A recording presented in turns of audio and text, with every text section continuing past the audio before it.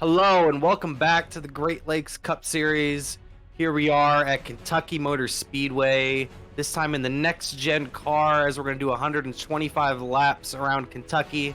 I'm joined in the booth by Gavin Fitzgerald, and as always in the pits, we have Alex, our interview extraordinaire. How you doing down there, Alex? Right, it's not always in the pits. Let's get this right. I talked to you at the cup race last week. My computer failed me and I got booted back down to the pits. All right, we got that. Come on, Gavin, dude. Gavin, how you doing today? How you think this race is going to go out there? You know, I'm doing good, Kyle. I think we're in for an interesting show tonight with the next gen cars. Obviously, they've only been run once this year in this league with the Daytona, which is obviously very different from Kentucky, and the fact that this is a mile and a half. Daytona is the 2-mile oval, and I believe, from my knowledge, that it is the only time these next gen cars will see a mile and a half action in the Cup Series, as I believe the only other race they have scheduled for them is Coda coming up in a couple weeks here. So, you know, we're going to have to see a lot of adapting out of the drivers, a lot of new strategies, maybe some new faces to the front with this new car. You never know. You have to wait and see. They'll actually also be making an appearance at Auto Club Speedway, so that should be a lot of fun as well. Very interesting to see these next-gen cars out there. Alex, any information on the fuel strategy possibly for tonight? Well, one of the big things that's going to make fuel a question for tonight is talking to a lot of the drivers is that we're going to be either in 4th gear or 5th gear. Both are viable for a whole lap around here. Drivers saying that 4th gear could overheat the motor a little bit, but seems to be like Indy cars push to pass gear. So you could try and drive around somebody in that, but you burn some more fuel. However, looking at these numbers, I think we're looking at 47 to 49 laps on a tank of fuel. Maybe even 50 if cars cruise around a little bit. So that's about the times we'll be seeing people come to the pits. Very interesting take, Alex. We're going to give you your starting lineup here for Kentucky. On the pole, you have Zachary Henry. Great qualifying run from him. Really needing a good run here today. And then on his outside is Merrick Watchhorn. Starting in the 2nd row, we got Shane Neiswanger and RJ Williams in 3rd and 4th. Coming in the 3rd row behind them is a 25-11 row of Christopher Heller and Phil Bedford. In the next row, we have Hunter Madalinas and Seth Harrelson. Row number 5, we got Scott Stewart Jr. and Brandon Barkuski. In the next row, we have Drew Cox and Elliot Henderson. Nathan Nicholson will follow them with Jordan Gonzalez right behind 13th and 14th. Followed up then with Brandon White in the 86 on the outside and Jacob Bransky in the 03 on the inside. And it looks like the pace car is about to pull off. And we're going to go green flag racing. 125 laps here at Kentucky Motor Speedway. Zachary Henry will lead him down to the green flag and then orange number 39. And the green flag is out here at Kentucky as Zachary Henry takes off. Good restart from Neiswanger. Not going to fall too far back from him. It's a good clean start there from the 39. We'll jump out to a bit of a gap here, but Shane quick to reel that in just from some practice sessions I've been in. Shane seems to find some speed in these next gen cars, and as I say that, he's making his move to the outside of the 39, coming down into 3 and 4. Shane Neiswanger in the 49, trying to take the lead here early from Zachary Henry. RJ Williams and Watchhorn battling it out hard for 3rd, right behind him. A good run here from Neiswanger. Looks like Henry led the lap, but Neiswanger might clear him going into 1, and he will. Shane's going to hug that bottom there with RJ following in suit, as Heller also making his presence known in this battle, looking to get around Zachary Henry. And here comes that 17 as well as of Hunter, as he will now pass Heller, and he looks like he might get Zachary Henry here off the corner as he will move into the 3rd position. Christopher Heller making moves here early after a very impressive run last week.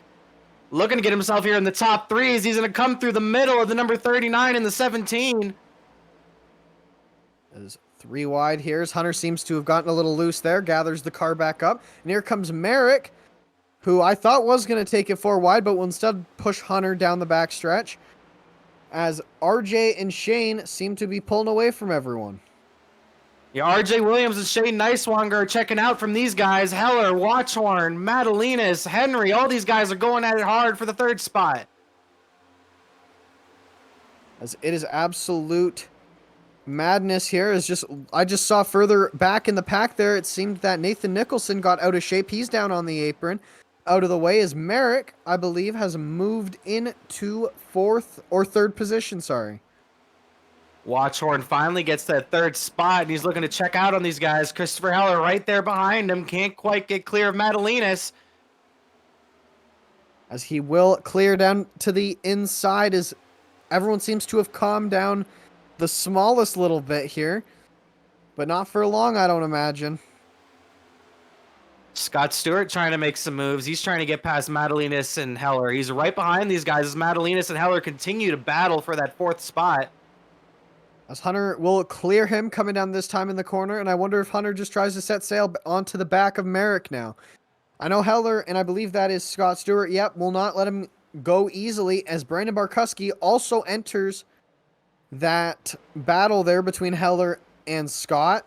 As he will look to the inside, will pick up Chris Heller's draft, and I believe will clear Scott Stewart as, Brandon decides to go down below Heller, or look to go below Heller at least. Some very powerful moves from the number 25 here early. Battling out Scott Stewart right now, trying to take that spot away. Christopher Heller's teammates begin to drive away from these two. The top 4 might have a beginning of a battle for the lead here soon. Whoa, as Scott Stewart looked to almost get in the wall there as he is dropping like a rock. As he is now fallen back as Phil Bedford, and I believe that is Seth Harrelson, will also overtake him. As he's now under the gun from Seth and Elliot Henderson. Elliot will also jump to the inside with Seth there. Scott Stewart can just not catch a break. He can't get down as we're seeing a bit of a freight train develop on the inside there. That's where everyone wants to be, is down on that inside. Watching that 3 wide battle. Bransky was one of the quickest guys in practice. He's trying to get himself back up to the front. I feel like he has top 5 speed, but did not have a good qualifying effort. And struggling to get back up there as he was way up high in a 3 wide battle just a moment ago. As pardon me, as we jump back up front here with RJ and Shane and Merrick, they have seemed to have gotten single file. They have not pulled away, however, as it seems that, Merrick and Heller and Hunter and Brandon have all actually caught back up to them. As I'm starting to think that single file is what's going to be the name of the game here for the first little bit, as everyone who's gone single file has, they've caught up to the people in front of them. But those guys that are too wide, as Scott Stewart has shown us as he continues to fall back, it just doesn't work. You got to get in line right now. Now's not the time to race. Now's the time to save your tires. Maybe put the car in 5th gear like we talked about and save some fuel and just ride it out right now. It's too early to make any big moves, and you just got to watch out. You saw on your screen Christopher Heller able to get past Watchhorn on the high side. Hunter Madalinas trying to do the same thing, trying to get past Watchhorn up high. He drives a little too high up there. Zachary Henry's trying to make it 3 wide between him and Barkuski. Yeah, it's looking as it's going to look like they will not make it 3 wide. Maybe coming into the corner here. I don't see Zachary Henry aggressing that much as he will just fall in line behind Brandon. As well will Philip Bedford. And can Hunter clear the 39 off the corner? He will, maybe? I believe he will, or at least he will coming out of 4, as that high line now seems to have developed a little more and seems to be the bit of a ticket for the passing lane. Most likely being used with that 4th gear. I think that's where you'll see most of the passes made today. Yeah, it's looking the longer and longer we go on this run that middle to high lane is beginning to gain some speed. That's how 3rd place Christopher Heller got there. He made a couple passes up high. Now you're watching Elliot Henderson as he's trying to drive through the field. Elliot Henderson known to have a lot of speed. Not the greatest qualifying run, but he's already up 4 spots as he's in the 8th position in the number 37. As we've seen that from Elliot, I believe one other time this season at Phoenix, he Started from the back and drove it all the way back up. I don't expect anything different here from Elliott as he continues to climb the ladder. Christopher Heller making a move for second. Dives in on RJ Williams going into turn 1. Christopher Heller and RJ battling it out. Oh, almost some contact off the corner. They both keep it straight.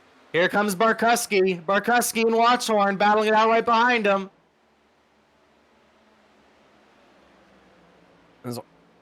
Oh, let's see how this goes. As Chris Heller got tight off the corner. No, Merrick's going to pinch it. Oh, there's a wreck, I believe, behind them. Brandon Barkuski and Hunter Madalinas will spin on the front stretch. As someone gets pounded there in the back. Oh, man. Ty Aiken does not sound happy on the radio. I'm not sure what happened to him. That was completely crazy. It looked like, to me, I would have to take another look at it. It looked like Barkuski got squeezed all the way to the apron. Not sure if Watchhorn knew that they were 3 wide. I think that was Watchhorn on the high side. Oh, Barkuski's not happy. Looked like he trying to put Madalinas in the wall. Not happy with Hunter. Brandon is not happy with Hunter. As just looking at that, I don't think that's even Hunter's fault. Yeah, that's not Hunter's fault. I don't know what Brandon is upset with Hunter for, is that he's got the wrong guy there. Yeah, like I said, it looked like at that first view, it looked like Watchhorn maybe squeezed Madalinas into Barkuski and caused that incident, which is very unfortunate for Madalinas and Barkuski. We're going to get a replay here for you in a moment on that incident between Barkuski and Madalinas.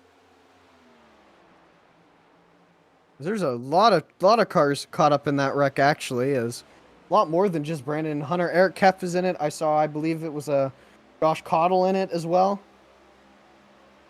Looks like we might have the wrong lap here. Here we go.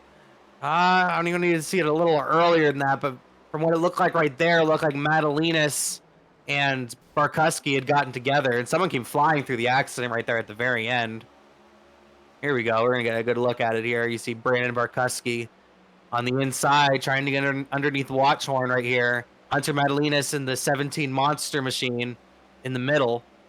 And it looks like Watchhorn just kind of squeezes Madalinas, and there's contact. I don't think Watchhorn knew that they were 3 wide there. Yeah, what a good catch though by Merrick there. As he really held on to that race car as we see all the carnage unfold. I saw the 63 there of Eric Kepf involved. Getting another angle here as we just see everyone start to pile into it. I believe that is the 86, I believe, who got caught into that as well. It looked like the number 86 of Brandon White was the one that just leveled the number 25 in the rear end right there. Looking at Jacob Bransky in the 03. Look at him all the way up against the wall getting through there. Yeah, Eric Kepf, nowhere to go. I believe that is Josh Cottle as well. Also, yep, that is the 31 of Josh Cottle. Also nowhere to go. So the 86 will roll back down on the apron. The damage to Josh doesn't look that bad. As getting an onboard here with Eric, as you just see the smoke and starting to check up, and you know that 86 just comes rolling and nowhere to go at that point. You're just along for the ride. You can only react so fast. And another thing too is these cars are extremely twitchy with the turning. If you jerk it to the left or the right, it's gonna spin out. So I think Eric really was caught in a bad spot there. Very disappointing for Eric Kepf to be caught up in such a bad incident early. And the lights are out on the pace car. We're going to go green flag this time by. It looks like Nicewanger is going to take the inside lane. That'll put RJ Williams up high. Christopher Heller will be right behind him. And then Henry on the outside in row number 2. And look who's there in the 5th spot with the green flames. Look at Elliott Henderson. Elliott up 7 spots. Like I said, not surprising from him. I don't know what it is with this Cup League. He just seems to have either bad luck with, real life traffic or as we saw or Tuesday night in the truck series, iRacing traffic, but he's able to slice his way through it every time. So, not surprising to see him up here. We're going to get the green flag coming out of turn 4 here. Nicewanger having a good start to this race in that Whiskey River machine. Actually, it looks like it's actually a Budweiser car. I need to update my trading paints. My bad. Yeah, That's a no-no. Nice Wonger. Gonna lead them down to the green flag as the pace car pulls off. Far away from the restart zone here at Kentucky. And now they go. There goes Nice Wonger. Great restart from him. And with a big jump out there as RJ and Heller will begin the battle behind him, as Heller looks like he's going to get him right in the corner. As Elliott now up to 4th, as RJ will slot in right behind Heller. And looks like the same as it was last time. Everybody just kind of singled out the first couple of laps. But right when I say that, Christopher Heller, your points leader, jumping up high on Nice Wonger. Heller was the one that made the high line look the best at the end of that last run. He's looking to take the lead with it here at the beginning of this run. Yeah, that's what we said earlier, right? Was that high line would be what's used to pass, and Heller obviously trying to make it work. I don't know if he's in 5th or 4th, but Shane is just pulling away as RJ now to the inside of Heller. RJ Williams and Christopher Heller battling it out, 1st and 2nd in points, battling it out for 2nd place on the racetrack. As we see Jordan Gonzalez up out of shape there. Didn't hit the wall, kept it clean. He will slot back in there next to Ty Aiken as that battle will ensue. As Shane Nicewonger widens his lead. As here comes Elliott and Heller to the outside. Elliott will push Heller clear of RJ, but now does Elliott have the speed to clear RJ? Elliott Henderson made it look like they were at Talladega as he was bump drafting him through the trial, it looked like right there. And they're both going to get clear of RJ Williams to go to 2nd and 3rd as there's madness behind him with Henry, Harrelson, and Drew Cox almost going 3 wide off the corner. Yeah, and don't count out Phil Bedford there as well, but as I said, I think if Shane, Heller, Elliott, and RJ all get in a single file line and those two keep battling it out there, I think that they'll pull away from all those guys too wide back there. But I guess we will have to see as Heller making a move again on the inside. Shane moves up to defend. He knows what Heller's attacking line is now, which is the outside. And Heller won't get it done this time. Heller trying the inside after the outside wasn't able to work the last time. Nice Wonger defending the high side. Heller's made all of his passes to the high side so far. Oh, looked like someone got loose back there. I couldn't make out who that was. I think that might have been Bedford.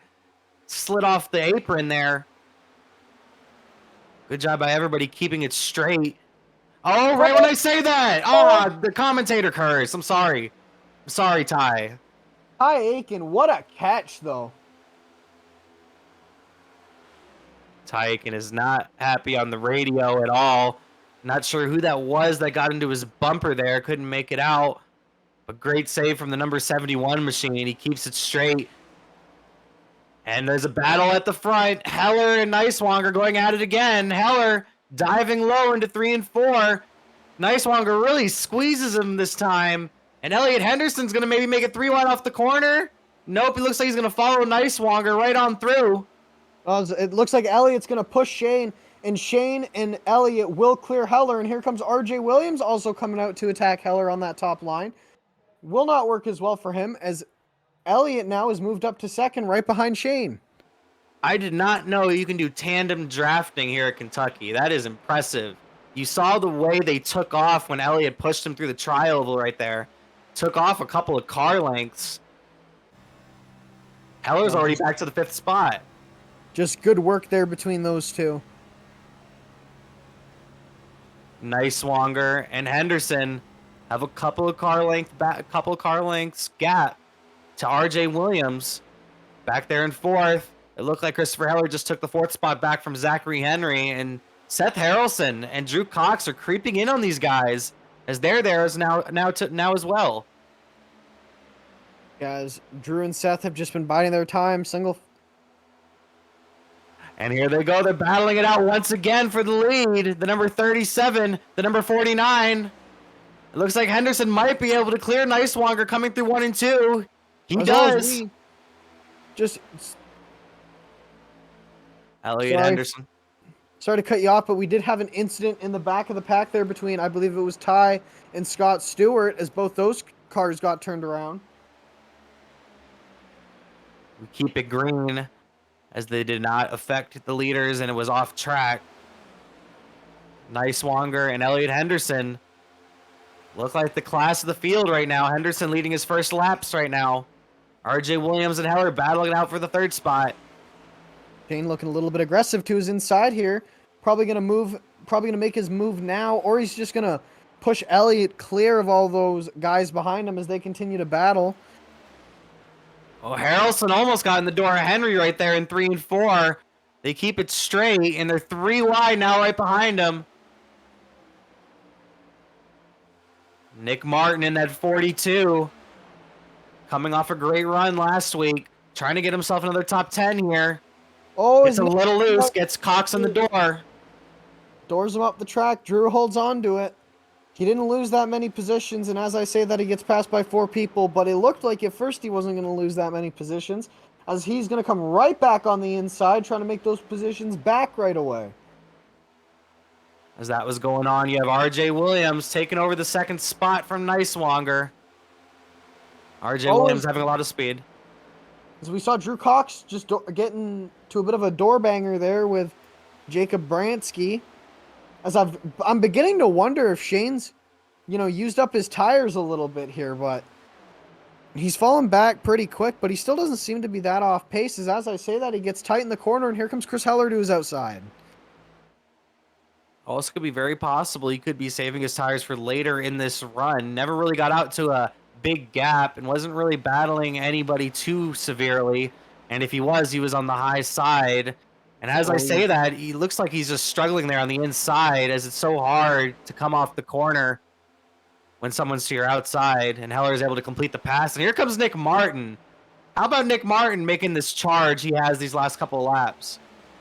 As Shane seemed to have caught the apron there in 1 and 2, and that's what got him a little up out of the groove. And Nick Martin took full advantage of it. Here he comes to the inside. Nick Martin in the 42 looking really strong right now, trying to get himself into the top 4, trying to take that spot away from Niswanger as he's already up 20 spots here today. Yeah, as Nick Martin and Spencer Dickinson as well have been, I'd say, probably the biggest hard chargers of the race so far. Nick Martin up 20 spots. Spencer is up 15. Spencer obviously in 7th. He was right behind Nick in 6th there, as Elliot Henderson and RJ continue to build a bit of a gap here to Chris Heller. Action all over the racetrack right now.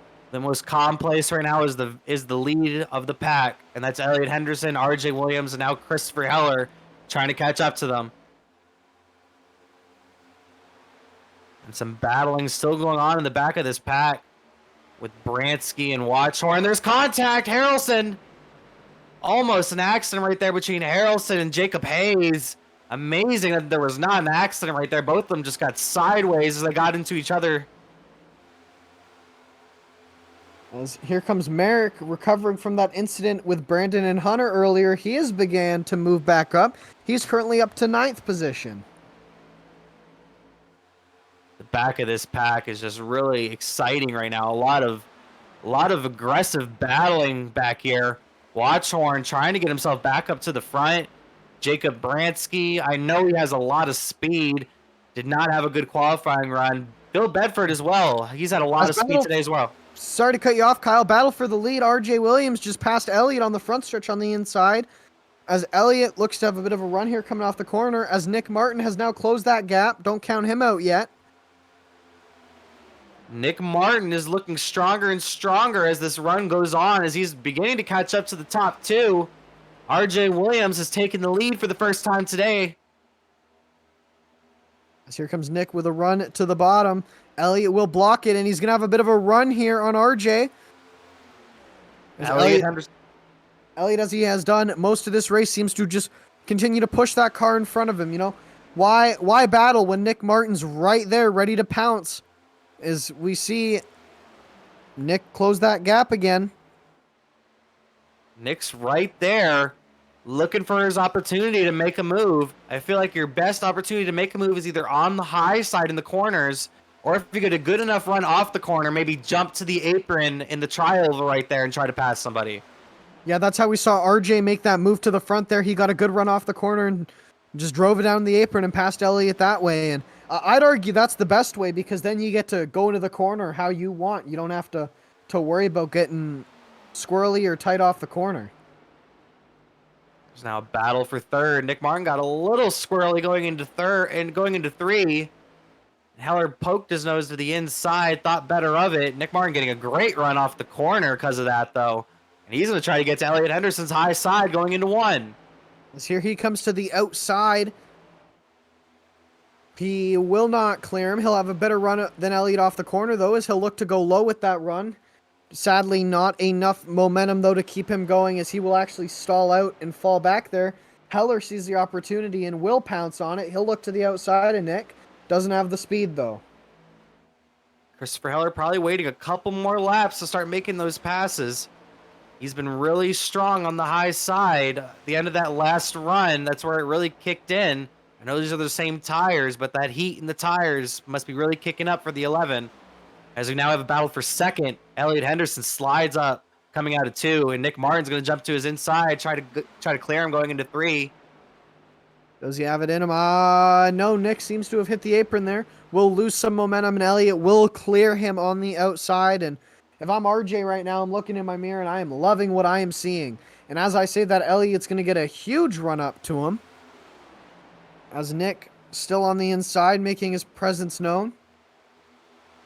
Great As run coming out of the trial. Behind them, Shane makes his presence known to Chris by sticking his nose under him. These guys are making it really interesting up here in the front. Wondering if maybe they're using up their tires and their gas. I'm going to send it down to Alex. Alex, what's the fuel strategy here? Well, considering most of these drivers at the front of the field right now had stayed out under the last caution, they probably saved maybe a lap or so under fuel. So we're going to be seeing them come in about 10 to 12 laps, I would imagine. And the tires ought to be hurting a little bit as well, as they've been going for a long time and have fallen off about a second off their initial pace at the beginning of the run. Thank you, Alex.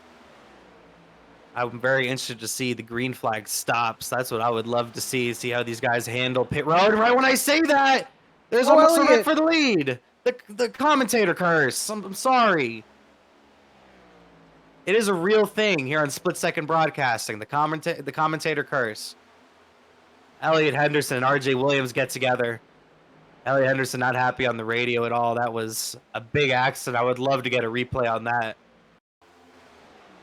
And here we are. It looked like Nick Martin might have gotten into him, but it looked like there was a little bit of a gap. Not sure if it was net code or if it's some air or what happened there. That seemed to be a huge case of net code. I think we'll see it better from this angle right here. As you can see, that is massive net code. As you see the left side of RJ's car is damaged there, but on the screen, RJ didn't even touch Nick Martin's left side. So that's interesting. Wow. 2 of the strongest cars today. RJ Williams being second in points, and Elliot Henderson has had a strong season so far, and both of their days could possibly be done early, as Nick Martin is now your race leader. Great job by Nick, just to keep calm and able to take the lead and maintain it. Yes. You see the lap car of Hunter there up out of the way, but Nick Martin really did everything he needed to do. That by no means was Nick's fault. That's just an iRacing deal, just an accidental net code there, as it does benefit him a little, but he is quickly under the gun here from Chris Heller, who is coming back with a vengeance. Obviously, the points leader coming into this race would love to extend that point lead against RJ, who obviously now is struggling a little bit, as he has moved back up to 6th, however, so good quick recovery by him. Elliot Henderson, he's getting threatened by Jacob Hayes, Phil Bedford, among others back there. Elliot Henderson's right side damage seems to really be affecting him. Very disappointing, that 37 car, because he seemed like he was the quickest car here today, just from the early run here today. That's what I could tell. Yeah, it's just taking a quick look at the point standings right now. Chris Heller is 21 points ahead of RJ, so he's obviously looking to extend that gap. But what Heller's probably thinking right now in his head is, no offense by any means to Nick Martin, but he is right now. Four He's wide. Sorry to interrupt you, but they're 4 wide there coming through the tri-oval. I thought they were going to wreck right there. I missed that clearly, but I'm sure it was interesting. Just going back to look. Jacob Hayes, the number 9, a little bit of contact with, it looks like Aaron Duclos on his inside, able to keep it straight. This back of the field has been just exciting all day. Around 15th place. It's just very aggressive battling back here. As you're going to go back to the front, you see Christopher Heller there in the second spot. He hasn't really been able to cut that gap down to Nick Martin. Nick Martin doing a very good job in that number 42, needing a good run here today. And it sounds like Shane Neiswanger is going to be the first one down pit road. And now we're going to see the dominoes fall as the number 49 leaves the 3rd position to make his pit stop. I expect a lot of guys to come on pit road this next time, including Christopher Heller and Nick Martin. I wonder if we'll get... Yep, as we just heard on the radio, Chris Heller will be coming in this time, and I imagine Nick will also come in this time as well. As it'll be... Oh, as there's a wreck behind on the backstretch. Jacob Bransky, Jordan McGillis. I believe that's Spencer Dickinson as well around. And the caution is out. Pardon me, that's Jacob Hayes around in the 9. Yeah, Jacob Hayes, a lot of damage to that number 9 machine as you saw him get into the wall. Oh, man, and Neiswanger, he's going to have to bite the bullet here as he has gone a lap down in the number 49 machine. You hate to see it. F in the chat for Neiswanger. Yeah, that is disappointing. That obviously sucks for him having a good run so far, you know. Led the first half of the race there, and now is put a lap down because of a badly timed caution. Is just getting a look at the replay there, and that was a hard hit there for the 9. Looking at that again, it kind of looks like, I don't know if Bransky got into him. It came really close. Either way, he was going to go flying into the wall, but I'm wondering if Bransky maybe had touched him as he went by. Yeah, maybe it'll be better for... this is definitely going to be a better angle here as actually, no, it looks to me that the Jordan slid up there and the 9 gave him a little bit of a bump and Jordan lost it and swung down and hit some other cars. You saw it on the screen, the number 03, Jacob Bransky, barely avoiding that by mere inches.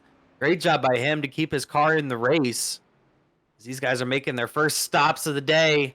We're going to see who comes out of pit road first. Heller leads him down. Who's going to get out first? Obviously, these pit stops a little shorter with these one-lugged race cars. As we'll see, I believe the difference is by a couple seconds. And here comes Nick Martin. Looks to beat Heller out by a good distance there. It's not really going to be that big of a race, as it looks like Nick Martin, Chris Heller, and Zachary Henry will be your first 3 off pit road. Good stop from the number 39, Henry. Able to get out there 3rd. Like Watchorn and Bedford right out there in 4th and 5th. Good stops from these guys. And look at Spencer Dickinson there. He was 6th out of pit road. He was involved in that first caution, had some nose damage. Great job. Yeah, he's having a fantastic run, up 16th positions. But let's take a look at our race leader, Nick Martin, up 24 positions from where he started.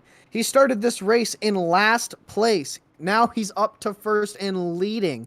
And mind you, he's led, after that incident with RJ, he has led strongly. Nick Martin looking to have a good run here today. Fresh off a great run last week at Atlanta, getting that 8th place finish. Had a very difficult start to the season, but after that 8th place finish last week, he's 8th in the points coming into today. Looking for a good run to get himself farther up in the points. Yeah, it's like I was saying earlier before that 4 wide incident on the front stretch. Chris Heller right now is leading the points by 21 points over RJ Williams. You know, obviously you want to go for the win, but if I'm Heller right now and I'm looking around and seeing, you know, RJ's down there in 10th with damage after that incident. If I'm Heller, I'm just going to take it slow. You know, there's no need to push, no need to possibly cause an accident here and put yourself in a bad spot for the rest of the season. This is a perfect race for Heller. All the title contenders around him have had incidents, been wrecked, or something has gone wrong for them. If I'm Chris, obviously I want to win, but I'm very content with a second place finish right now, as it means that he doesn't end up like the rest of those guys with damage and wrecks and not finishing the race. We're going to go green flag racing here with a little bit over 70 laps to go. Very interested to see what like sort of strategies these guys might come up with on when they might want to make those stops. Alex, do you have any idea like what would you do in this situation? Would you like to pit early, or do you want to wait later if this thing goes green?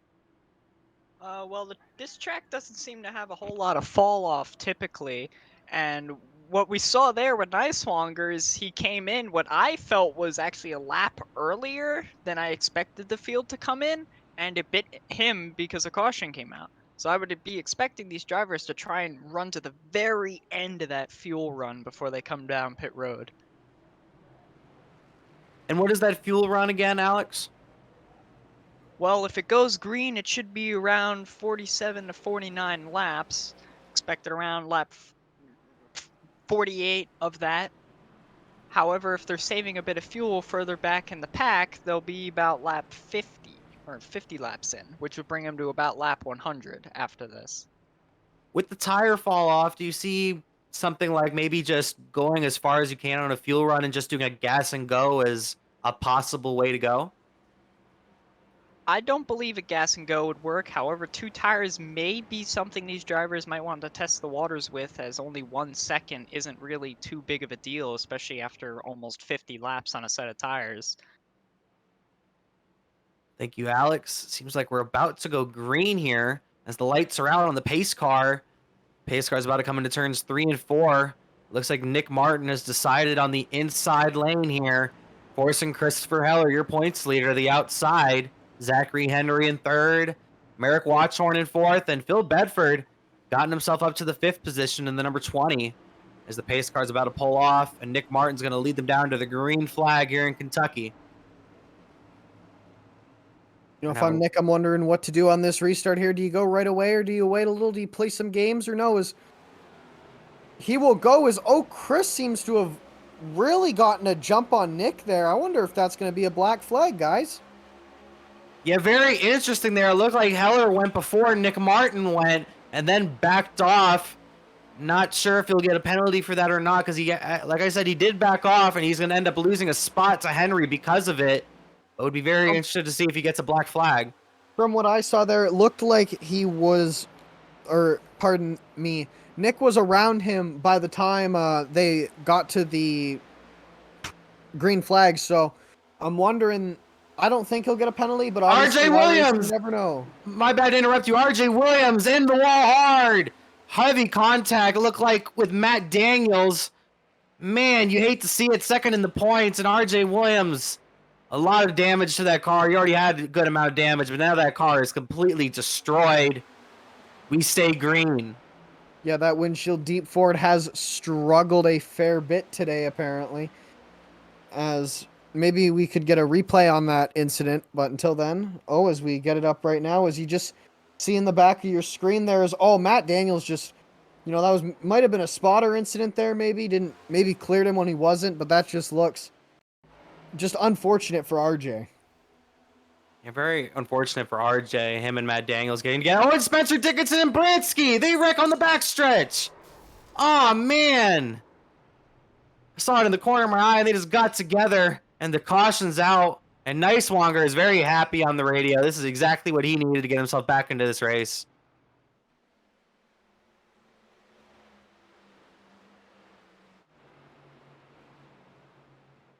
As we look at Shane Niswanger's car there, I believe Kyle had the wrong car there, as Shane Niswanger is actually out of this race.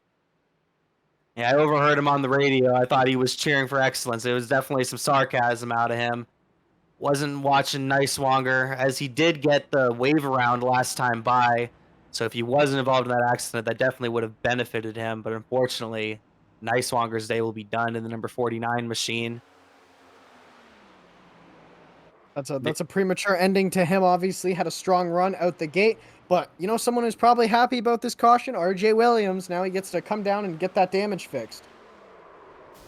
Yeah, it's really going to benefit RJ. hopefully he can repair that car enough where he can keep up with these guys. Yeah, as you see there, just getting a view of the incident here. Everyone's snaking down the front stretch, just getting a good run up here so we can get everything that's going on. Spencer's going to enter the corner high on Phil here, as it looks like Bransky will begin to enter low on him. And as Bransky just,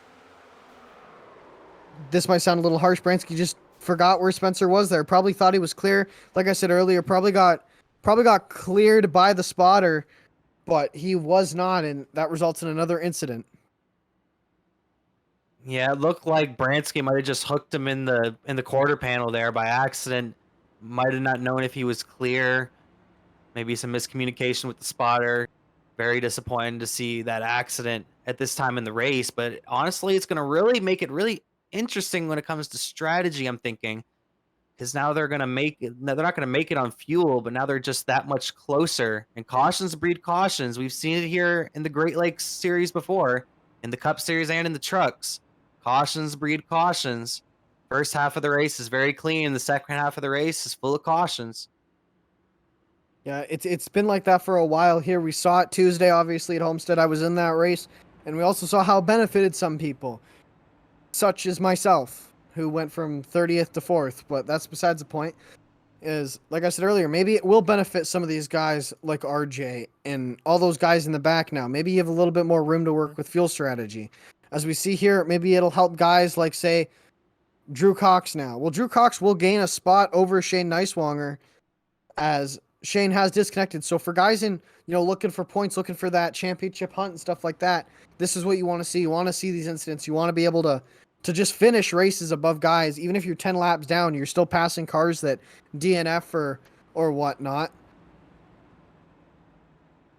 And we still got a lot of laps here, as we're not even halfway. We're a couple of laps away from halfway here in Kentucky.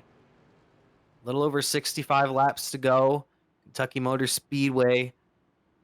This should be a very exciting second half of the race here for the Great Lakes Cup Series, presented by Butt Kicker. As looks like we have Shane Neiswanger gonna step in us with the booth here for a quick interview about that incident. Hello, Shane Neiswanger. Unfortunate what just occurred with you, but we're interested to see your perspective on that, from the initial pitting and then the caution comes out to what occurred afterwards.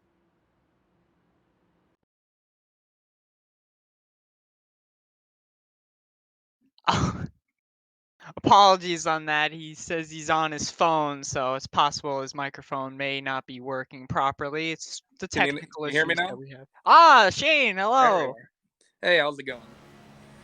Yes. Did you hear my questions from Yep. before? Yeah, that's just my luck from Tuesday in the trucks carrying over to Cup, I guess.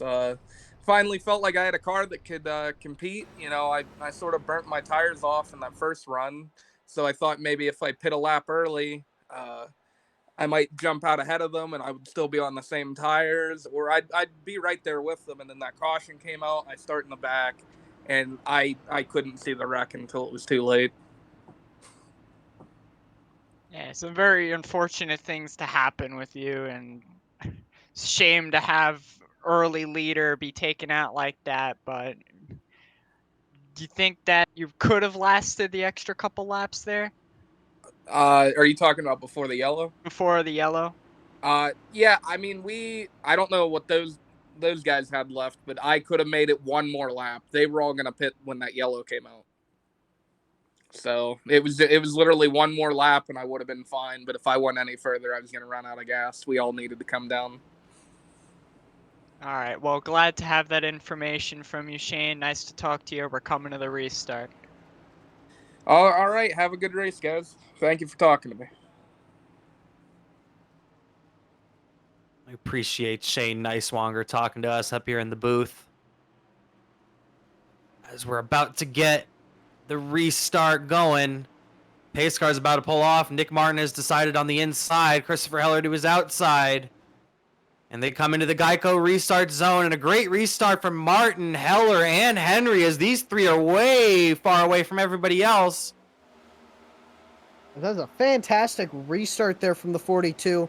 Getting a good jump there. Zachary Henry, who qualified on pole, obviously shown a lot of speed, will now move into the second position over Chris Heller. And he came up right in front of him, but didn't seem quite sure if he wanted to do it or not. And then Heller dives to the inside, going into 3 and almost contact. Oh, As Nick Martin really backed it down. Harrelson almost him into the wall. Zachary Henry and Nick Martin going to be neck and neck here coming to the start-finish line. As I believe Zachary Henry will lead the lap, but Nick Martin will take it right back coming into 1 and 2. As he will clear him in the middle of the corner. Yeah, it looked like coming into 3 and 4 that Nick Martin maybe let off or got on the brakes a little bit more than Heller or Henry expected. And it almost caused a big accident into 3 and 4 as they're still battling it out for the second spot. And look who's coming up in the Pennzoil Yellow Machine. Aaron Duclos. We haven't really talked about him all day. As Duclos, obviously, he's up 13 positions. Now he's into the 4th position once he gets around Zachary Henry, who got a little out of shape there, I believe, on the outside line. We have a lot of big movers up here. Frederick Cremines in 7th position. He's up 10 spots. As him and Duclos will swap 6th and 7th there. They're both up 11th positions. Obviously, our leader, Nick Martin, up 24 spots. Matthew Daniels in the 12th position, up 11. We have a lot of big movers today. A lot of guys moving forward. A lot of craziness going on for this 5th spot right now. I'm my bad. It's 6th spot. Cremines, Duclos, Bransky. Bransky, he's been around trouble all day long, but yet he's still here. He's still here in the top 10. Yes, he's been able to keep his nose clean, made it through all those wrecks relatively unscathed. I think he had slight contact with one car, but obviously he is out here having a strong run, up 7th positions into 8th. Jacob Bransky looking to make a move on Duclos and trying to get past Harrelson as well. Harrelson, oh! Bransky slides up, almost gets Harrelson in the door.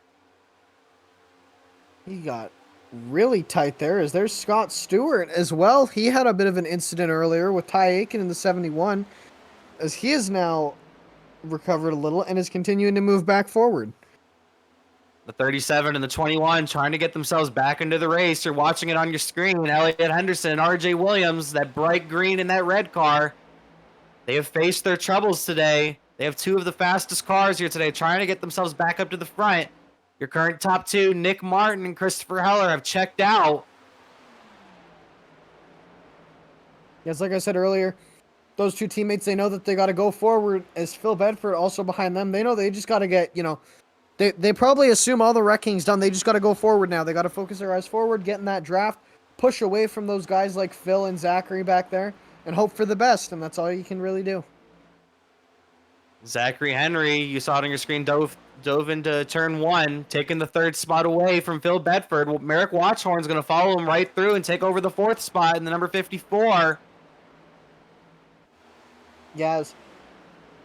Phil obviously stuck on the outside. He'll probably get a bit of a run here on Merrick. And so I'm starting to wonder, maybe if that outside line isn't working as well as it did for passing. Earlier in the race, Phil would have cleared Merrick with no issues, but now it looks like Merrick's actually going to clear him going into the corner and will most likely clear him off the corner now. Merrick Watchhorn, obviously after being involved in a wreck earlier, recovering for a strong 4th place finish. I would expect the high side to really kick in here in a few laps, because you have to keep in mind these guys 2 cautions ago came in for their first stop for tires on lap number 50 for most of these guys. So those tires are really just now really beginning to heat up with all the cautions we just had, as we're on lap number 68 now. As we look in the back there, seeing Elliott Henderson fighting with Aaron Duclos and Jacob Bransky. Obviously looking for every single point that he can here in this championship hunt. Elliott Henderson really trying to get himself back into this battle. He's trying to get up there. You can tell that damage is really affecting him, because earlier he was coming through the field no problem. Definitely a problem now. I don't know if we reported on it earlier, but Elliott Henderson is down some engine power in that number 37 Toyota. So he's just trying to do it the best he's got right now. He's got to stay in that draft in order to keep any momentum and any hope of having a good finish tonight. He's got to stay in that draft. Henderson trying to get past Bransky as we have a battle for the lead. Heller dives it in on Martin. Got it a little loose. got a little squirrely on the entry. And follows back around a car link to Martin. Now he's going to gather himself up and try it again. As Zachary Henry, Watchorn, and Bedford are really driving up fast on these guys after that. What I said earlier, like I said, you got to stay in line if you want to pull away from these guys. Heller didn't want to do that. Now he's going to pay the price because here comes the 39 and the 54. Heller's right there. He's right on Henry's bumper. He's looking and just picking his time to make the move to try to take the lead away. Henry's right there behind him, so if he's going to make a pick, he's going to have to pick that time quick. Because here comes Henry and Watchorn. Strong runs for those two. Chris Heller still looking to put Nick Martin under the gun. I'd say so far he hasn't really had a legitimate shot at clearing him. He's been close a couple times, but I haven't seen anything that gives me the confidence that he can clear him if he wanted to. Like I said, I feel like someone like Chris Heller, who was dominating that high side earlier in the race, he was waiting for those tires to fall off just a little bit more. And he's gonna dive it in the entry of one of these corners on the high side. And he's gonna try to clear Nick Martin. I feel like that's his best opportunity to get by. I was even just quickly looking at that corner as we're taking a quick look at Elliot Henderson here, who's currently battling with Aaron Duclos, looking to his inside. Looks like Elliot's going to get the better run off the corner, will clear Duclos. Obviously, that is for the 8th position. Heller's going for the apron pass. Heller's going to try to clear him going into 1. He tried to do the same move that RJ Williams pulled earlier. Not quite able to clear him, but was so close. A great effort. Sorry to cut you off, Kyle. He caught the apron there, and as it looks like Nick Martin will be able to clear him, and here comes Zachary Henry. He's not out of this yet. He's waiting for something to happen there. As they're approaching the lap car, the 63 of Eric Kepf, he's going to be just fine in the way, as Nick will dive down to the apron there to block Chris Heller. The top 5, you can throw a blanket over these guys right now. Christopher Heller really trying to get himself up to the race lead, trying to take it away from Nick Martin, but he just can't quite find a way around him right now. Yeah, as Merrick Watchorn back there will move, I believe he will clear Henry into the 3rd position. Don't count him out yet. Obviously, he was up here in the beginning of the race, and he seems to have clawed his way back up here. Phil Bedford right behind him in that number 20 Valvoline machine. He was one of the quickest guys in practice, but put up a very disappointing qualifying run for my expectations, at least. He qualified 6th, but I was expecting him to put it up there on the front row. Yeah, as you know, Phil did qualify 6th position. By no means bad, but obviously he's proven that he does have speed in this race up to the 4th spot here. Christopher Heller continues to stalk the number 42 of Nick Martin, as he's been a car length or less behind him the last 15 laps, just waiting for his time. He had a good opportunity on the apron a few laps ago, but wasn't quite able to get by him. Like I was talking about earlier, like I said, if I'm Heller right now, I'm extremely happy with this race. Not only because he's in 2nd, but because Elliot, Brandon, RJ, all those competitors have had bad days. All those people around him in the points either have damage and really are out of contention for the win, or aren't going to finish the race. Like, so if I'm Chris, I'm not driving very risky right now, like I was saying earlier. Why go for a dive bomb pass into the corner that could potentially take out, Heller and his teammate Nick Martin and change the team points as well? You have to keep in mind also that the Cup Series, there is no playoffs here in the Cup Series. So the bigger gap that Christopher Heller can get on the points lead, the better it is for him, as he's looking to have the best points that he could possibly have. Yeah, as looking at the damaged car, Brandon White coming off pit road, he's fixed some of that damage and will come back out onto the racetrack. But as Kyle, as we were saying earlier, Chris is in a perfect spot right now. He's got a 21-point gap to RJ, who's in 2nd right now. If this race continues to go on as it is, that point gap will be extended by at least 10 points to most likely 30 points. So that's almost a full race points right there. If Heller keeps his nose clean, something happens to Nick and he goes out and wins the race, Chris Heller could miss a race and most likely still retain the points lead. Great, almost perfect start for the season for the number 11 of Christopher Heller, as he's trying to be the champion this season in season 2 of the Great Lakes Cup Series presented by Butt Kicker. Yeah, as Chris Heller he's been extremely strong and consistent throughout these first races, something that I can't say the rest of the title contenders have been. It's really been hit or miss for everyone except Heller, who's been Mr. Consistent all season. Watching it on your screen, Heller continues to put that pressure on Nick Martin. He's letting him know he's right there. If Nick Martin slips up one bit, Christopher Heller's either going to be on his outside or on his inside making that pass. Right when I say that, he's going to dive it into 3. And they're door to door. And here comes Merrick Watchhorn in that Twiggy Chevrolet. He's going to close the gap a little more.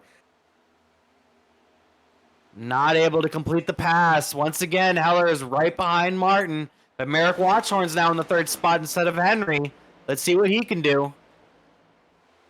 Yeah, as you know, I'm starting to really wonder if Heller has it to pull this pass off. I don't know if what he's been doing is just been testing the waters, but Heller has not been able to clear Nick. Nick's been defending extremely well, knows what line Heller wants, takes it away from him, and really is just putting Heller in uncomfortable positions that he doesn't want to pass in. Heller looks like he's trying to get a little bit of a draft from Hunter Madalinas there. Maybe trying to prepare a move to the high side or the inside coming into 1 as he dives low on the number 42 of Nick Martin, but he's just not going to be able to get it done right there.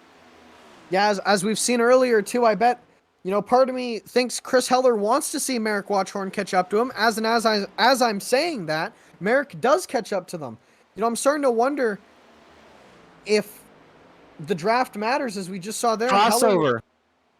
Heller had a bit of a draft pull there and manages to clear Nick Martin, but Nick's going to come right back on the inside. And here comes Phil Bedford for 3rd behind them. They're both going to have that draft pull between 1st and 2nd.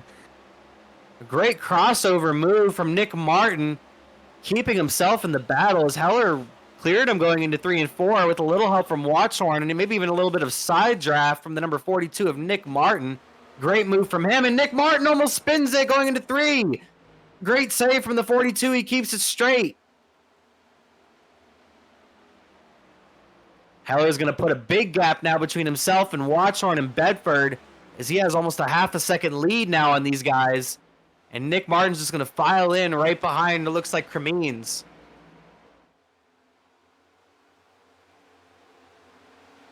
Bedford poking his nose, not able to get on the inside of Watchhorn.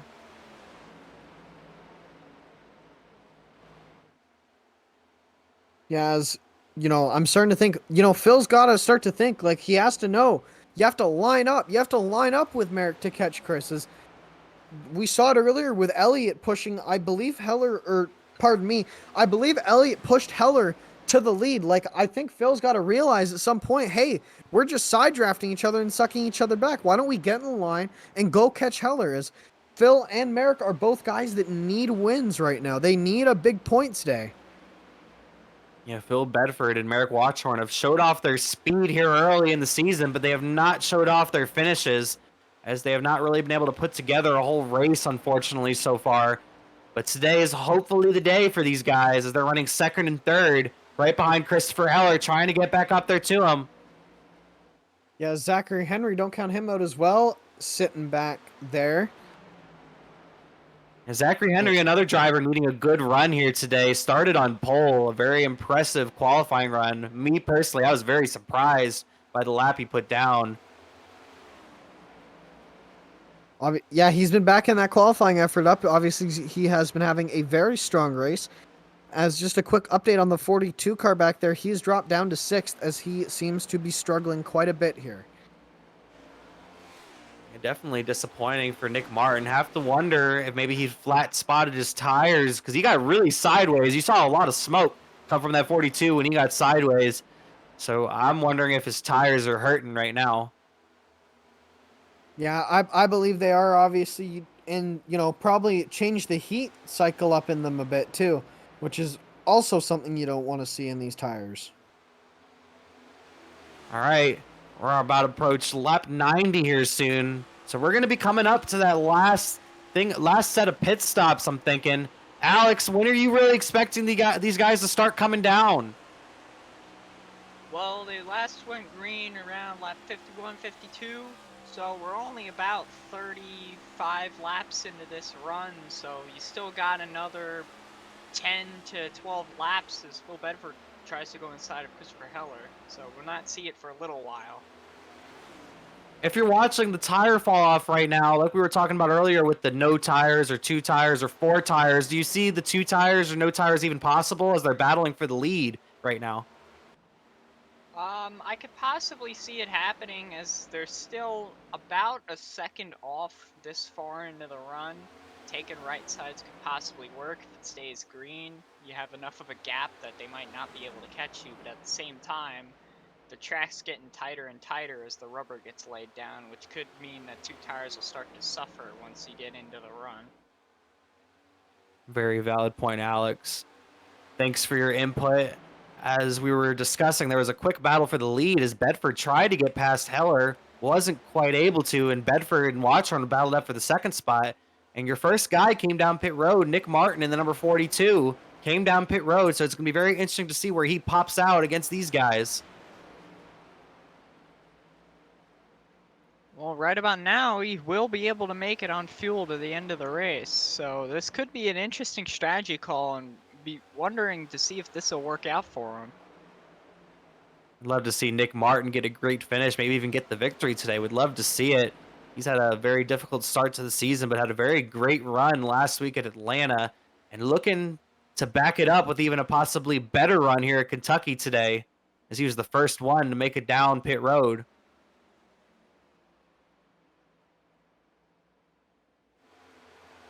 Now back to the top 5. These top 5 guys are just way far away from everyone else right now. They're in their own zip code. They're in their own little race right now, just waiting it out for pit stops. Yeah, and Phil seems to have caught up to Heller, and now he's in his draft. So I gotta wonder, does Phil have anything in the tank for Heller? I don't know. If it's me personally, I'm just waiting for pit stops. If Heller makes a mistake or maybe leaves the lane open, then I maybe make a move. But if not, I'm just going to stay right behind him until it's time to make my pit stop. I don't want any drama. Yeah, you know, why would you, right? Why would you put yourself in a bad spot? This, you know, realistically, it's still a decently long race here. We still have close to 30 laps left here, so you never know, man. To put it in perspective when it comes to the tire difference, right now these leaders are running around 31.6s, 31.5s. Nick Martin's running in the low 30s, so he's catching up to these guys a second or more a lap. It's definitely a big difference getting those fresh tires compared to the old tires here at Kentucky Motor Speedway, but interested to see how much that fall off will be later and when these guys will come in. Yeah, you know, Nick obviously had that incident earlier. He's just got to try something special now. He's got to hope for some magic, you know, maybe stay out, hope for a yellow once he like takes back the lead. It's really just a guessing game, and sometimes you need a little bit of luck, sometimes you need a little bit of skill. As Merrick makes his move to the inside of Bedford here, getting sidetracked, as Merrick has been strong all day, and he continues to look for the race lead. Merrick's looked very strong here today. Has definitely faced some adversity here today, but he's gotten himself back up to the second position as he just got past Bedford. Looking really good and not too far behind him. Look at Cremines. A great run from him in the 4th spot as he just got past Zachary Henry just a lap ago. Yes, these guys got to start planning their pit strategy, and you know, if I'm them, I'm getting in line. Like, I still want to be right behind Chris Heller in case a mistake is made on pit road. If Heller misses his box or anything, one of these guys can retain like virtually the lead of the race. But with how they are right now, if Heller misses his box, he's still got a decent enough gap to where I don't think it's going to matter. And it seems they've heard me because they've lined up single file now down the back. Yeah, they're lined up. Not too much battling going on for that top 5 right now. They should be coming into pit road for their final stop any moment now. I'd also like to make a little note, though, that Merrick Watchhorn and Frederick Kamines did come the caution after these guys. So they made their stop at lap 57, so they can make it a little longer on the racetrack than these guys. Not long enough to make it to the finish. Sounds like Scott Stewart Jr. is going to come down pit road this time. He's part of that second group of guys, not too far behind the top 5.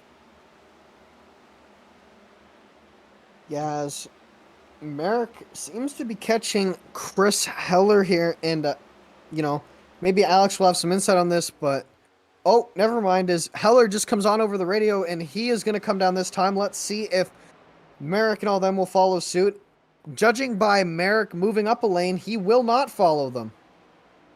Merrick Watchhorn does not come down pit road, and Bedford follows him. Same with Kamines, and here comes Heller and Zachary Henry, 2 out of your top 5 guys coming down pit road. Let's see if Heller can make it into his box okay. Merrick will also come down this time, coming over the radio.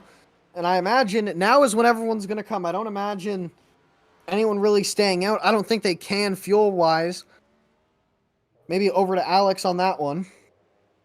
Yeah, no, pretty much everybody's pitting next time around unless somebody saved 1 extra lap of fuel. But I don't see the point by this point, seeing how it's gone green. Watchhorn, Bedford, and Kamines all on pit road. These guys need to have a good stop. This is the money stop. You could win this race on this pit stop. Keeping an eye on Nick Martin. It's going to depend on when these guys get out of pit road, but Nick Martin did leapfrog everyone coming off of pit road, and Zachary Henry leapfrog Chris Heller. So let's see how Nick Martin's going to come out compared to Merrick and all these guys. As everyone's beginning to exit now, just as Nick Martin, I believe, will be... Yep, as Nick Martin will leapfrog all of them and retake the lead once Matt Daniels pits. I would like to make an important note here. Elliot Henderson and Zachary Henry had taken 2 tires on their pit stops. I was just about to say that. I really feel like Zachary Henry might have taken those 2 tires, and when he got a little loose going into turn 1 last time by. So it looks like Zachary Henry's going to try out that 2-tire strategy that me and Alex were discussing earlier. Very interested to see how this turns out for the number 39 machine. Yes, I'm sure it's going to be an interesting race here because now you've got Nick Martin on the older tires, you've got Zachary Henry on 2 tires, and you've got Heller and Merrick on 4 new tires. You got a pack of guys back there on 4 tires. You have Heller, you have Merrick, Bedford, Kamines. These guys are all lined up a couple seconds behind Henry, and then Henry's a couple seconds behind Nick Martin. Yeah, as just looking at it here, that is still a very large gap for Chris Heller. Obviously, taking a look at Matt Daniels here, who has inherited the lead off of pit stops. No signs in pitting. Maybe he saved some fuel. And as I say that, he's going to come onto pit road. And here comes Matt Daniels. Nick Martin will take the race lead. Nick Martin has a couple seconds lead over Zachary Henry. But the guy really to watch out for is Christopher Heller. Christopher Heller in the 3rd spot. Your points leader on 4 fresh tires. That last time by, Nick Martin ran a 30.7. Zachary Henry ran a 30.6. And Christopher Heller ran a 30.2. So those 4 fresh tires are really making a difference. I believe you're forgetting Merrick Watchhorn, who just ran a 30.1, as the time difference here between these guys is, pardon me, astronomical here, as showing the tires do matter here. Back across the line. Once again, Watchhorn around a 10th quicker than Heller, but Heller almost running a 30.4 that last time. Definitely slowed it down a little bit, but they're still running around a half second quicker than race leader Nick Martin, and they're around 3 seconds back. Just an interesting note here. Don't forget the fact that Heller and Merrick can draft off of each other. Nick Martin and Zachary Henry don't have that luxury. They have no draft. They're virtually by themselves. Zachary Henry so far really doing good work with the 2 tires. I'm just surprised he can really keep it straight, as it's so difficult to race with only 2 fresh tires and 2 old tires. It's really hard to maintain your car, but great job from Henry.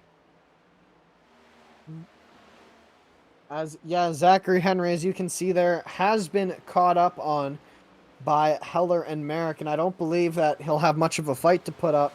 So the real question now is going to be, does Nick Martin have anything left in the tank? And with how early Nick pitted, he might also, be running slower laps just to save those tires, save the fuel, so he knows that when Heller and Merrick gets to him, he doesn't have to worry about fuel, and he doesn't have to worry that much about tires, and he can just push with everything he has. Nick Martin is getting caught up really quick. Heller and Watchorn and Bedford and Cremines, they're all coming up really fast on those 4 fresh tires. Very interested to see how much of a fight Nick Martin and possibly Zachary Henry can put up, as they're really getting closer now, as that draft is really kicking in on Henry and Heller, and now they're all together. Another thing, too, is I believe, just from the looks of it here, Merrick looks like he's going to try and use those 2 slow cars as a pick for himself to get by Heller. As we see here, Merrick's going to have a huge run off the corner. Outside. 3 wide! And they're going to go 3 wide for the lead here, too. Does Merrick have anything to get around Heller and Nick? What a move from Watchorn. I don't know how he didn't get involved in that. Oh, no, never mind. And does he save it? He does. What a save by Merrick Watchorn. I was literally about to say, I don't know how he didn't get into an accident. I didn't even finish my sentence. Commentator curse. Yes. Bedford sent it in on Martin, got into his bumper. Martin able to keep it straight for now, but he's all the way up towards the wall. Now Frederick Cremines moves into second. Where did he come from as he sets his eyes now on Chris Heller?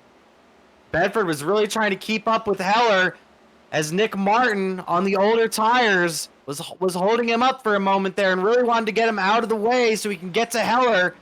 But it really slowed everyone down, as Heller is now over a second in front of Frederick Cremines.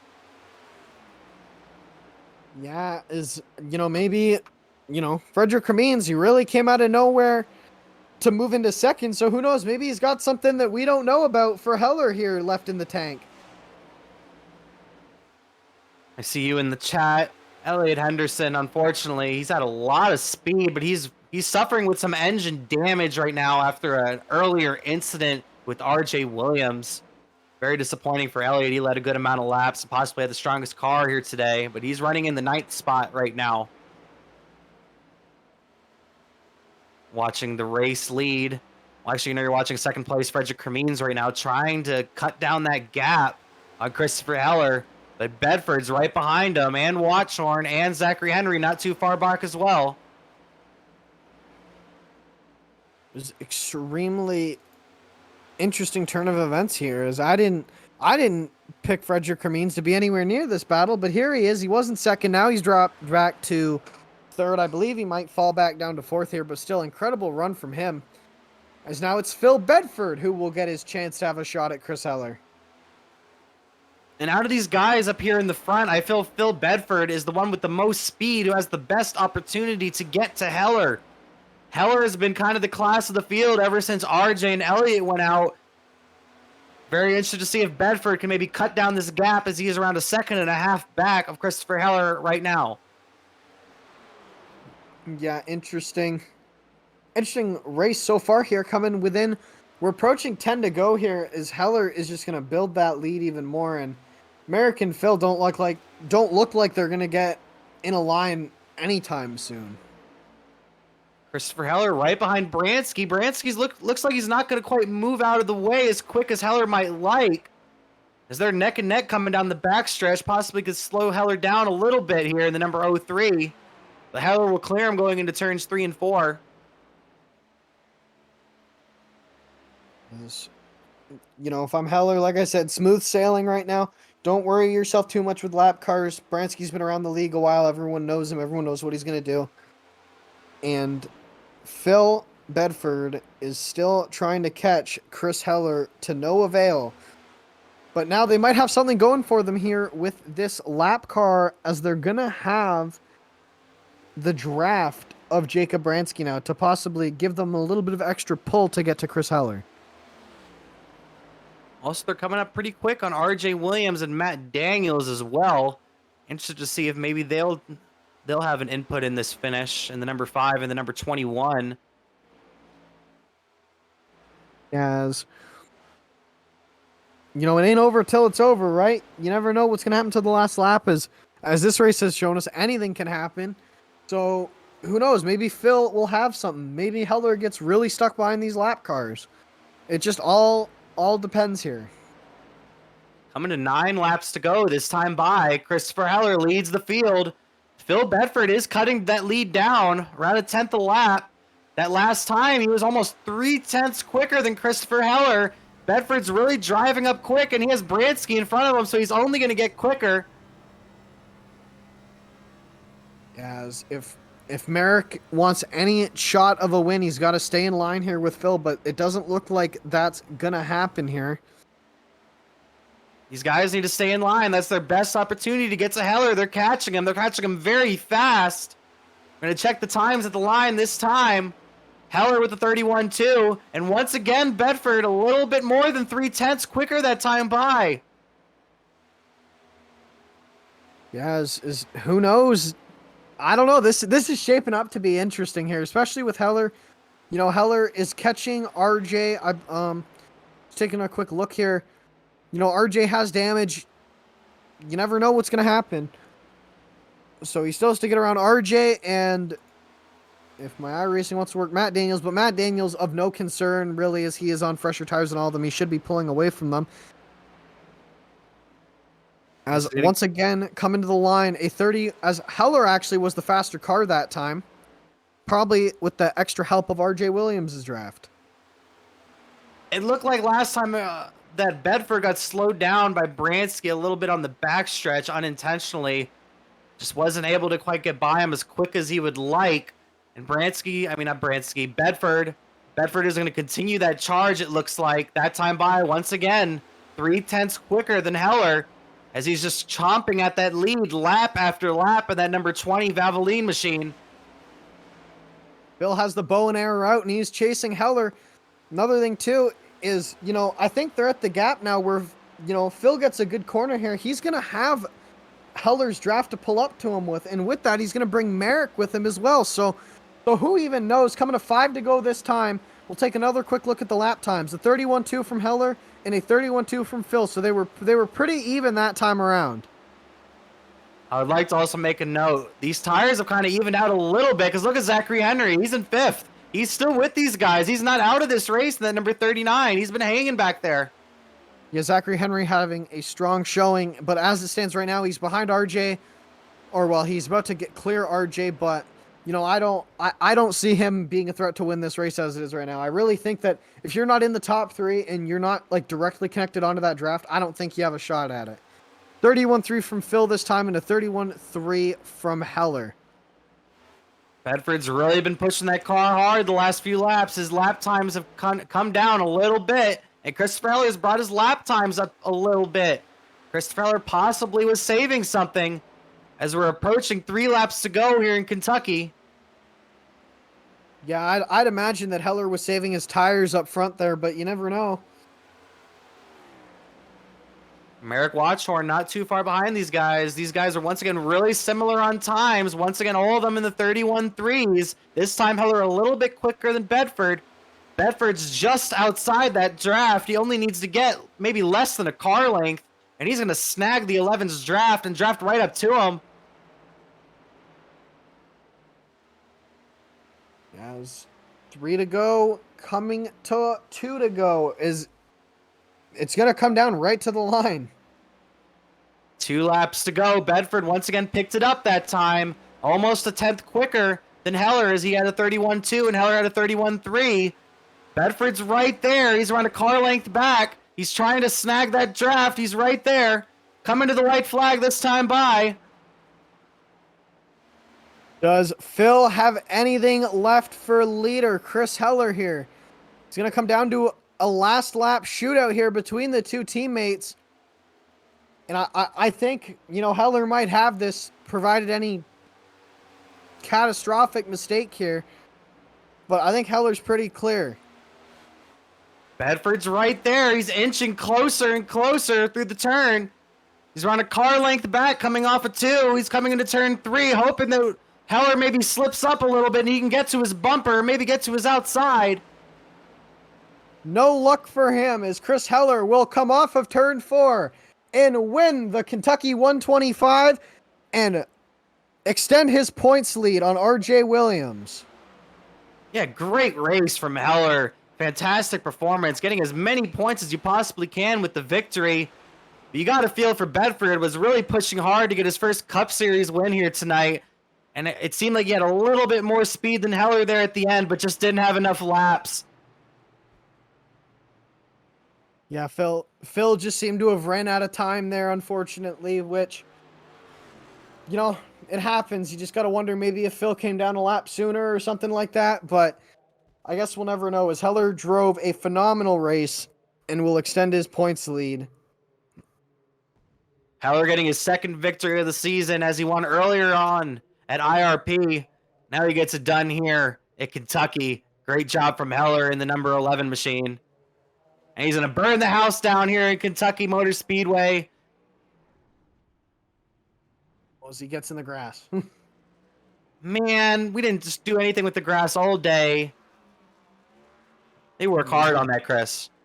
Yeah, he ruined the perfect grass. Oh, that's disappointing, as he'll do it in front of the fans. Heller burns it down. And he's still going. He's still going. And he's out of here. He's gone. He can burn it down all he wants. A phenomenal drive from him today. Just getting a quick look at your top 10 here. Obviously, winner of the race, Chris Heller comes in first. Phil Bedford in second. Merrick Watchhorn third. Frederick Kermeans having a good run today will finish fourth. Zachary Henry in fifth. Nick Martin, after that strategy call, will finish sixth. Aaron Duclos in seventh. Scott Stewart in eighth. Elliot Henderson rallying after an early race incident to finish ninth. And Seth Harrelson will round out your top 10 today. Great run from Nick Martin, able to keep himself in the sixth spot. Nick Martin had a lot of speed. I felt like he had a top 3 car, but some late troubles end up putting him in the sixth position, and also with the strategy as well, him coming down earlier than a lot of these guys. You see the number 11 doing his Alan Quickie, driving backwards around the track, saluting the fans, saluting all the virtual fans that came out here today to Sparta, Kentucky.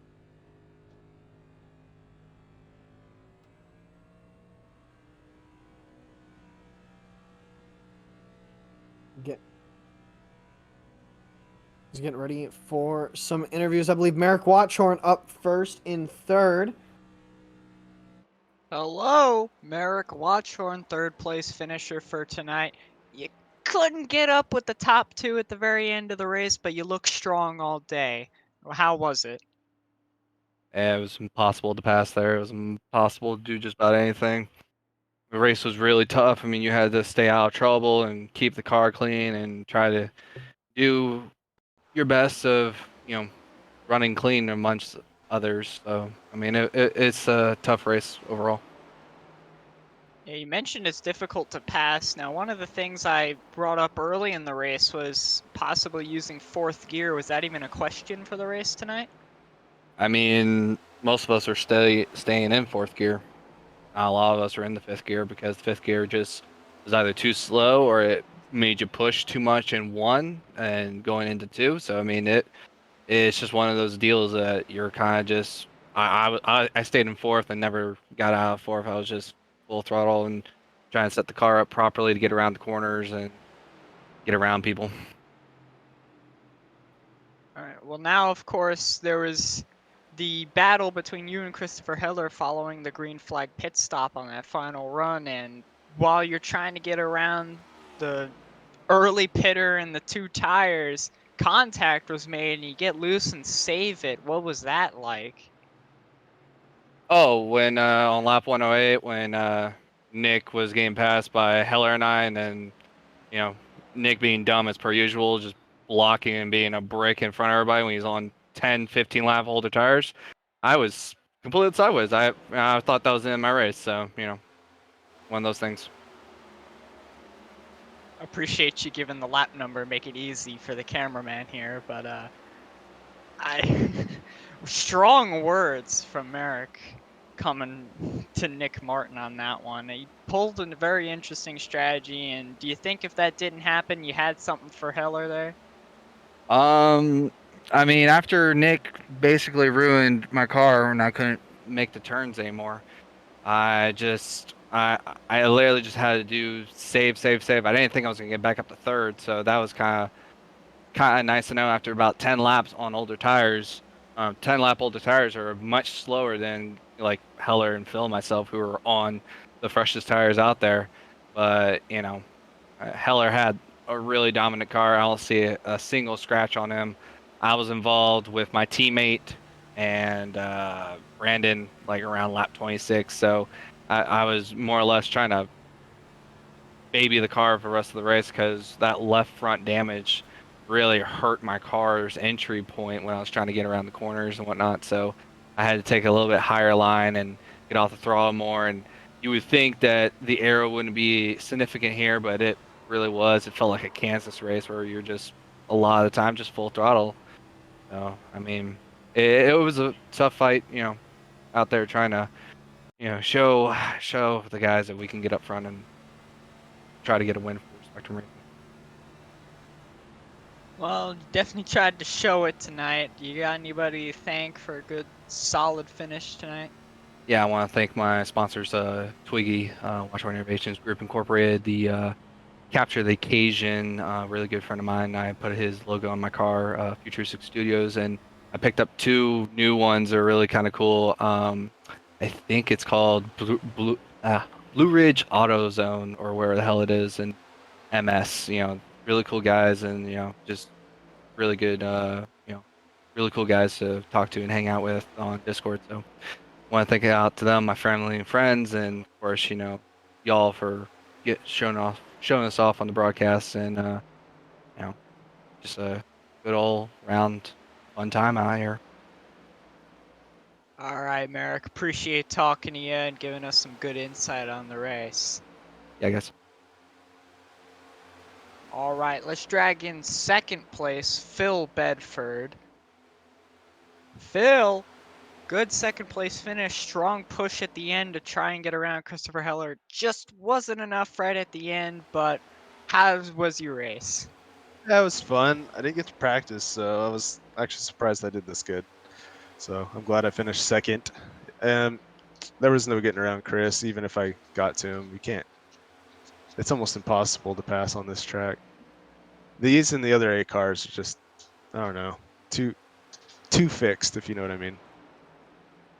Yeah, it was something. That was a comment we heard from Merrick just before about how difficult it was to pass. And as you mentioned, you didn't get any practice. I was going to ask you, you didn't seem to be there at the beginning of the race, but about halfway through, you were battling for the lead. You came out of almost nowhere and were right at the front of the field. Well, in practice, I barely touched someone, and it gave me just slight damage, and it slowed me up tremendously. So going into the race, I just wanted to keep my car clean till the end, and then I don't know how Merrick did it because I saw he had damage, but he was still able to keep it up there. But to give him props. It's definitely difficult to manage the damage in these cars nowadays in iRacing. The littlest bit causes a big impact, and well, you were one of the few survivors of the race. Simply, how'd you do it, especially with the chaos as you were coming around the slower cars? I'll just let them get out of my way. That's pretty much it. Playing it safe, but all in all, I mean, I do like these cars. They kind of suck here, but all in all, I still had fun. Yeah, you definitely put on a good race for us tonight. We'll hope to see some more of it when they come back for Coda. Yeah, I got to practice that. I'm not very good at that. Well, who knows? Maybe there'll be enough chaos there. We'll talk to you again in the booth. And you got anybody you thank? I Yep. should say. Number one, thank my wife for taking care of the kids so I can race. Thank you guys for putting on the broadcast. 2511 for kicking ass like always. That's about it. All right. Well, Phil Bedford, thank you very much. Thanks, guys. And now race winner, Christopher Heller. Chris, good performance, strong finish, and a solid win to extend your points lead. Yeah. Yep. So where should I start? Wherever you want to start. You had just a strong race from start to finish, so wherever you want to start is fine by me. Well, all right. Yeah, so when I was practicing this track, I absolutely hate this car, and even though I won the race, I just still don't really like this car. But it's been really kind to me since I'm 2 for 2 with this car now, after the Daytona one and this one. But yeah, I never thought I'd actually win a race at Kentucky either. But I guess I'd check that off the list too, I guess, right? Yeah, there wasn't a weak moment for you in this entire race. You were there from start to finish. You were a constant name we kept having to bring up as you kept battling for the lead up and down the field, no matter who was leading the race. I mean, what was that like having to follow people for so long and then eventually nab the lead yourself? Yeah, so I definitely struggled at passing Nick Martin, my teammate. He was definitely hard to pass. I gave it everything I had to pass him. And I think I got lucky that he got loose, or I probably wouldn't have cleared him. He was pretty fast. He definitely surprised me a little bit tonight. But I still think RJ and Elliott, if they didn't get caught up in Nick Martin deal, I don't really know 100% what happened there, other than they made contact and they kind of ruined Elliott and RJ's race a little bit. And sucks for those guys, but yeah, I mean, I just gotta keep it clean, I guess, right? Well, you definitely did that. Got a bit of a comment from Merrick before mentioning that your car looked beautiful, not a scratch on it. Well, that seemed to be one of the keys to doing well this race, is you and Phil Yeah. pretty much had the cleanest cars. Yeah. Yeah, Phil gave me a 4X after the race, after banging into me. He's like, oh man, sorry. You know, but it is what it is. It's fine. It's just show of respect. That's all it Yes, is. for sure. I'll take the 4X and take the win. So that's all good. As long as it's not official. All right. Is there Yeah. anybody you gotta thank? Well, I gotta thank the whole 2511 team. Phil Bedford finishing second. It's a cool 1-2 finish for 2511. Nick Martin up there in the sixth spot. Unfortunately, Nicholson and Brandon had some issues tonight. They finished 16th and 17th, it looked like. But thank those guys. Gotta thank Butt Kicker for sponsoring the series. Promo codes GLCS20 for 20% off at thebuttkicker.com. Helps them out, helps us out, helps everybody out. You know what I mean? Oh, of And course. I got one more person to thank, and it's all you guys doing the broadcast. There it is. There it is, baby. The Yep. broadcast appreciation. Let's go. Yep. All There we right. go. Thank you, Christopher Heller, always coming in clutch. Yep. Thank you. All right, boys, we got the compliment and we got the interviews in. Great race today. May have been hard to pass from the driver's perspective, but looked a hell of a lot of fun for us. What do you guys think? It was a great race out there. Kentucky is always a lot of fun and a great finish there. Phil was almost able to get up to him, but not quite able to make the pass. What do you think, Gavin? I think it was a good race. We saw, for the most part, we saw a lot of comers and goers throughout the race. We had Heller up there, RJ, Elliott, Phil, Merrick, Nick, Chris, obviously. Like, just a lot of people overall, like a lot of strong cars, a lot of strategy involved, and it was really fun to watch the drivers try and figure out this next gen car as they went along. And as the Great Lakes Cup Series approaches the halfway point on the season next week, we will be at Kansas Speedway for the Great Lakes Cup Series back in the current gen, the Gen 6 Cup car for week 6 of the Great Lakes Cup Series presented by Butt Kicker. And then also on Tuesday, we will have the Bristol Dirt. I talked about it on Tuesday. I'm super excited for the dirt racing at Bristol. Same time, same place here on Split Second Broadcasting. Gavin, you looking forward to the dirt? Gotta ask you real quick. We'll go with yes.